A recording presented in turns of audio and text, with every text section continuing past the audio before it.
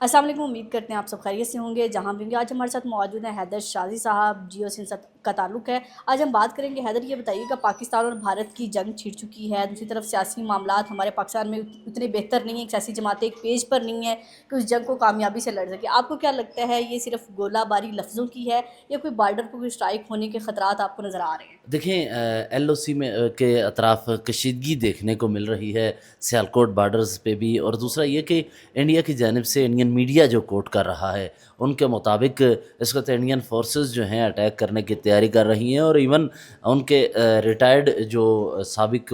فوجی افسران ہیں ان کی جانب سے کہا گیا ہے کہ اس مرتبہ ایک سرجیکل سٹرائک کی طرح سٹرائک کی جائے گی اور پاکستان کی حدود کے اندر داخل ہوتے ہوئے اور اس طرح کا ایکشن لیا جائے گا۔ تو اب ہمیں جو یہ لگ رہا ہے کہ بھارت اس وقت کشیدگی چاہتا ہے اور لڑائی کے موڈ میں ہے، اس کا حل صرف یہ ہے کہ آپ مذاکرات کریں گے۔ جو دوست ممالک یا پھر عالمی طاقتوں کی جانب سے ثالثی کا کردار ادا کرنے کا کہا گیا ہے، تو اس ثالثی کی پیشکش کو مثبت انداز سے لیا جائے اور معاملات کو آگے بڑھایا جائے، کیونکہ آپ دیکھیں پڑوسیوں کے ساتھ تعلقات کو بگاڑا نہیں جا سکتا، یہ بات آپ طے کر لیں۔ اور دوسرا، پڑوسیوں کے ساتھ اگر آپ خراب کریں گے تعلقات، تو یہ اس کا مطلب یہ ہے کہ آپ کی جو سفارتکاری ہے، آپ کی بات چیت مذاکرات کا جو عمل ہے، وہ آپ اس میں ناکام ہو چکے ہیں، آپ کے پاس کوئی ڈیسیژن لینے کی صلاحیت نہیں ہے، تو جنگ مسئلوں کا حل نہیں ہوتی۔ میں دیکھ رہا ہوں کہ اس وقت لائن آف کنٹرول کے اطراف میں انڈین فورسز پونچھ سیکٹر میں، اس کے علاوہ نیزا پیر سیکٹر میں، حاجی پیر سیکٹر میں، دوسری طرف اگر جائیں تو نیلم سیکٹر میں، اس طرف کوٹلی اور بمبر سیکٹر میں، وہ تمام فورسز کو انہوں نے الرٹ رکھا ہوا ہے۔ اور گزشتہ روز سیکیورٹی ذرائع سے جو اطلاعات موصول ہوئی تھیں کہ انڈین طیارے فضا سے میں اڑے اور پاکستان ایئر فورس نے انہیں وہاں پاکستانی حدود کے قریب بھی آنے نہیں دیا، یعنی بڑے ایکٹیولی انہوں نے کام کیا ہے۔ اور گزشتہ دیکھیں روز جب آرمی چیف سید عاصم منیر گئے اور ان کے بارے میں بھارتی فورسز یہ کہہ رہی تھی کہ ہمارے جو قیادت ہے وہ چھپ چکی ہے، کہیں غائب ہو چکی ہے، بیمار ہو چکی ہے، وہ سارا صرف انڈین عوام کو جھوٹ بولا جا رہا تھا۔ دیکھیں نا، کل جس وقت وہ گئے وہاں فرنٹ پر اپنے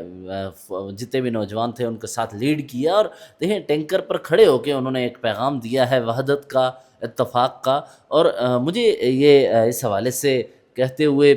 میں یہ سمجھتا ہوں کہ بھارتی جو سابق عہدیدار اور میڈیا جتنا جھوٹ بول رہا ہے، وہ اس وقت جنگ کروانے اچھا کے حیدر، یہ لیے بتائیے آگے گا، بڑھ رہا ہے۔ جھوٹ بھی بول رہا ہے اور انڈین میڈیا نے پاکستانی چینل بھی وہاں پر بند کر دیے، نشریات وہاں پر بند کر دیے، ان کیا خود انڈیا چاہ رہا ہے کہ پاکستان کی طرف سے کوئی جا رہا ہے نا جواب آئے؟ دیکھیں انڈین تو اس سے قبل بھی یہی چاہتے تھے، کہ وہ یہ چاہتے تھے کہ پاکستانی جو فورسز ہیں اس کے حوالے سے وہ نیگیٹو سٹوریز کریں، پاکستان کے سپہ سالار ہو گئے، یا ایون کہ وزیر اعظم پاکستان کے بارے میں بھی باتیں کی جاتی رہیں۔ اس کے بعد ہم نے دیکھا کہ پاکستان میں سیاسی قیادت کے درمیان اتفاق رائے پایا جاتا ہے۔ عمران خان جو کہ جیل میں ہیں، ان کی پارٹی کے متعدد رہنماؤں نے اس بات پر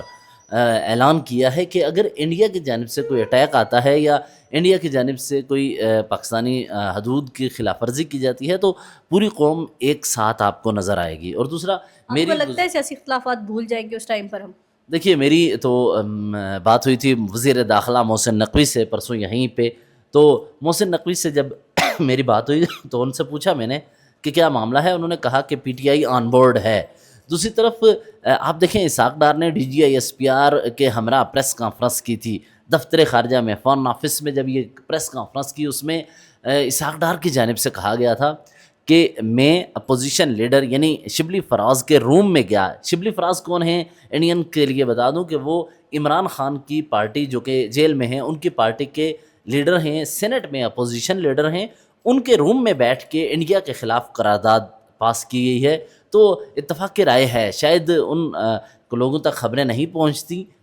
اس حوالے سے اب اپوزیشن سینٹ میں، پارلیمنٹ میں حکومت کے ساتھ کھڑی ہے، اور انڈین فورسز کا تو بھرپور جواب دیا جائے گا۔ وہ اگر اسٹرائک کا کہہ رہے ہیں، مجھے یہ لگتا ہے کہ ان کے لیے مشکلات پیدا ہوں گی۔ یعنی کہ اندرونی اختلافات ہمارے جو بھی ہوں، لیکن جب کوئی ایسی بات آتی ہے تو تمام قوتیں ایک ہو جاتی ہیں۔ ایسا تو ہے، فورسز انڈین فورسز کے خلاف اکٹھا ہونے کا کہا ہے انہوں نے، اور یہ واضح کیا ہے کہ انڈیا اگر ایسا اٹیک کرتا ہے، اسٹرائک کرتا ہے، تو اس کو بھرپور جواب دیا جائے گا۔ اور دیکھیں نا، جی ڈی بخشی جیسے لوگ آ کے اسٹیٹمنٹ دے رہے ہوتے ہیں کہ اٹیک کر دو،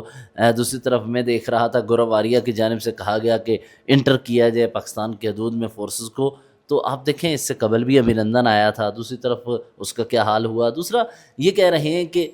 200 کلومیٹر اندر جا کے پاکستانی فورسز نے گھس کر وہاں اسٹرائک کی، تو آپ یہ چیز دیکھ لیں کہ اگر پاکستانی فورسز تھیں تو آپ کے 9 لاکھ فورسز ہیں وہ کہاں تھی۔ اچھا حیدر، ایک آخری سوال آپ سے۔ ہمارے اکثر لوگ کہہ رہے ہیں کہ جو ہمارے وزراء ہیں وہ ذرا غیر ذمہ دارانہ بیان دے رہے ہیں، کہ آپ کو لگ رہا ہے کہ ایسے بیانات ان کو آ کے دینے چاہیے تھے 36 گھنٹے میں، 24 گھنٹے میں جنگ شروع ہونے والی ہے، یا واقعی کوئی ایسا خطرہ ان کو لگ رہا تھا؟ دیکھیے، پاکستانی منسٹرز نے وہ بہت ویل انفارمڈ ہیں، کریڈیبل سورسز سے انفارمیشن جو انہیں موصول ہوئیں اس کی بنیاد پر رات 1 بجے انہوں نے پریس کانفرنس کی۔ یہ کوئی اس میں اچنبے کی بات نہیں ہے، جب ملک کے حالات کشیدہ ہوں تو رات 2 3 بجے بھی پریس کانفرنسز ہوتی ہیں۔ اور آپ دیکھیں، جس وقت پاکستان کی سیاست پارلیمان میں نو کانفیڈنس موشن یا چھوٹی چھوٹی کانسٹیٹیوشنل امینڈمنٹس ہو رہی ہوتی ہیں، ایٹ دیٹ ٹائم پاکستانی جو وزراء تھے وہ پریس کانفرنس رات 3 بجے بھی کرتے ہیں۔ یہ اس کا ایشو نہیں ہے، لیکن انہوں نے ویل انفارمڈ سورس جو تھے انڈیا کے اندر، انڈین انٹیلیجنس کے اندر جو پاکستان کے سورس ہیں، پاکستان نے وہاں ان کے فورسز کے اندر اپنے بندے رکھے ہوئے ہیں، ان کی جانب سے اطلاعات پہنچ چکی تھی پاکستان کو کہ یہ انڈیا کرنے کی طرف جا رہا ہے، اور اسی کی بنیاد پر پریس کانفرنس کی گئی ہیں۔ آپ کو ایک اور بات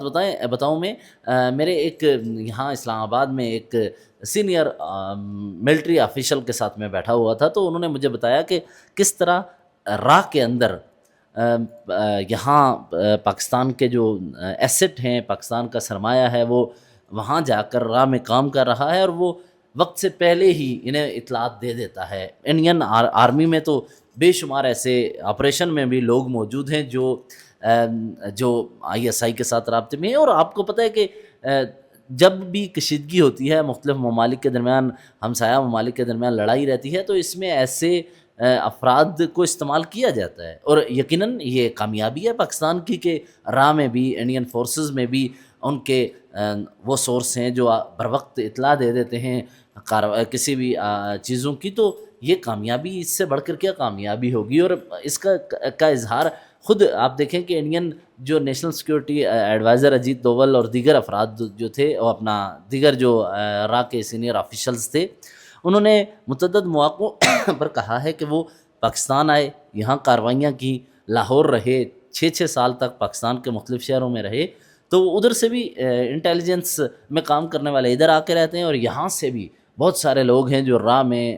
اس کے علاوہ انڈین فورسز میں، انڈین ایئر فورس میں بہت جگہوں پہ کام کر رہے ہیں۔ تو یہ اطلاعات موصول ہوتی ہیں ویل انفارمڈ سورس سے، اور جس کی بنیاد پر یہ معاملات آگے بڑھائے جاتے ہیں۔ لیکن میں اب بھی کہتا ہوں، اتنا کچھ ہونے کے باوجود جنگ نہیں ہونی چاہیے، امن کے ساتھ، پیار محبت کے ساتھ ایک دوسرے کے ساتھ رہنا چاہیے۔ جی حیدر کی بات سے میں بھی اتفاق کروں گی کہ جنگ نہیں ہونی چاہیے، امن اور محبت کے ساتھ رہنا چاہیے، اور جیسے کہا کہ اندرونی اختلافات جو بھی ہوں، اگر کوئی ایسی میلی آنکھ سے بھارت نے پاکستان کی طرف دیکھا بھی تو پاکستان کی عوام جو ہے فوج کے شانہ بشانہ کھڑی ہے، سیاستدان شانہ بشانہ کھڑے ہیں، تو یقیناً اپنے ملک پر کوئی آنچ نہیں آنے دیں گے۔ اپنا اور اپنے پیاروں کا بہت خیال رکھیے گا، ہمیں دعاؤں میں یاد رکھیے گا۔ اللہ حافظ۔